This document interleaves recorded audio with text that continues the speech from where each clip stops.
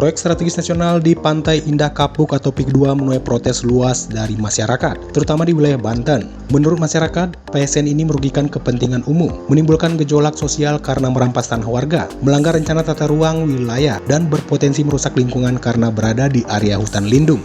Dalam sebuah jumpa pers yang digelar di wilayah PIK 2 pada Minggu 12 Januari 2025, Tony selaku perwakilan manajemen PIK 2 memberikan keterangan mengenai perkembangan proyek strategis nasional PIK 2. Dalam kesempatan tersebut, Tony menjelaskan bahwa proyek PSN PIK 2 dan PIK 2 merupakan dua hal yang berbeda.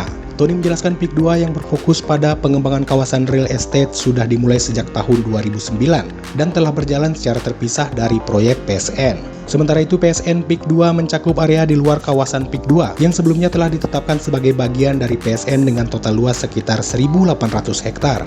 Tony menegaskan bahwa proyek PSN PIK 2 tidak melibatkan anggaran dari APBN. Semua dana yang digunakan dalam proyek tersebut yang mencapai nilai investasi sebesar 39,7 triliun rupiah sepenuhnya bersumber dari pihak swasta. Menanggapi isu mengenai penggusuran warga, Tony mengklarifikasi bahwa lokasi yang menjadi bagian dari proyek PSN PIK 2 yang terletak di luar kawasan PIK 2 adalah lahan milik negara, bukan lahan milik warga sekitar. Dengan demikian menurutnya tidak ada warga yang akan digusur terkait proyek ini. Mulai melalui izin yang diterima sudah mulai berjalan sejak 2009. Sedangkan PSN ini adalah wilayah di luar perencanaan PIK 2 yang dari 2009 itu berjalan, itu di luar, dan itu menjadi bagian dari terintegrasinya PIK 2 mulai Maret 2024. Jadi sejak diputuskan bahwa ada area di sisi luar kawasan PIK 2 yang sebelumnya itu dijadikan PSN. Nah, total luasnya kurang lebih di 1.800-an hektar. Jadi satu pertama adalah PIK 2 dan PSN itu dua hal berbeda. Itu yang harus digarisbawahi. Kedua, bahwa PSN ini murni investasi dari swasta, yaitu dari kami. Kalau boleh dilihat di Permenko 6 2024 itu ada 233 PSN yang ditetapkan oleh pemerintah. 49 diantaranya adalah swasta.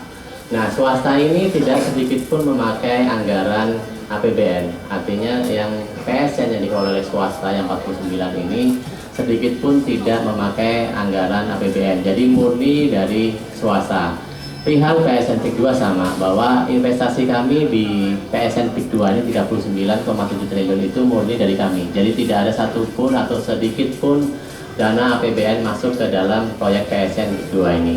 Jadi yang kedua, tadi saya sudah jelaskan, PSN PIK 2 ini murni investasi dari swasta. Kemudian yang ketiga, bahwa PSN PIK 2 ini tidak menggusur warga. Kenapa tidak mengusir warga? Jadi lokasi di luar proyek PIK 2 yang real estate tadi, yang dijadikan PSN tadi yang 1.800 hektar itu adalah lahan milik negara.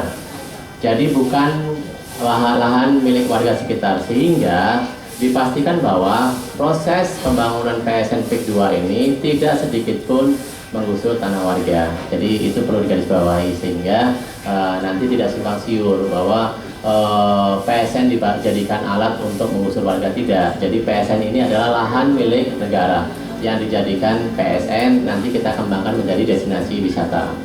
Kemudian yang keempat adalah bahwa PSN ini dianggap sebagai proyek yang merusak mangrove. Tapi perlu saya jelaskan bahwa dari 1.600 hektar lahan milik KLHK yang dijadikan PSN itu hanya 91 hektar ternyata yang bentuknya mangrove. Bapak Ibu boleh lihat data. Nah, dari sedikitnya mangrove di lokasi yang dijadikan PSN ini, dengan dijadikan PSN kita merevitalisasi menjadi 515 hektar. Artinya membantah dengan tegas dengan data bahwa PSN ini tidak merusak mangrove yang ada, tapi merevitalisasi, menambah dari 91 hektar yang sudah ada menjadi 515 hektar. Kemudian terakhir, yang perlu kami tegaskan kembali bahwa berita-berita yang beredar selayaknya berdasarkan data, sehingga ini mengedukasi masyarakat apa sih dampak PSN ini gitu loh. Dampak PSN ini sangat besar Bapak Ibu. Pertama terhadap penambahan tenaga kerja. Kita lihat bahwa sekarang kondisi di mana-mana ada pemutusan hubungan kerja, dan PSN ini justru menambah.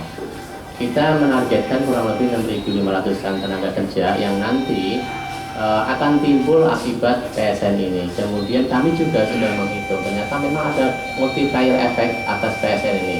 Jadi ketika PSN ini berjalan, kemudian ada beberapa restoran, beberapa tenan yang akan beroperasi di PSN ini akan menambah tenaga kerja, kurang lebih 13 ribuan tenaga kerja efek pengganda. Jadi jelas ini manfaatnya besar. Seharusnya ini menjadi edukasi masyarakat bahwa PSN ini tidak merusak, tapi berdampak banyak terhadap masyarakat sekitar. Mungkin itu.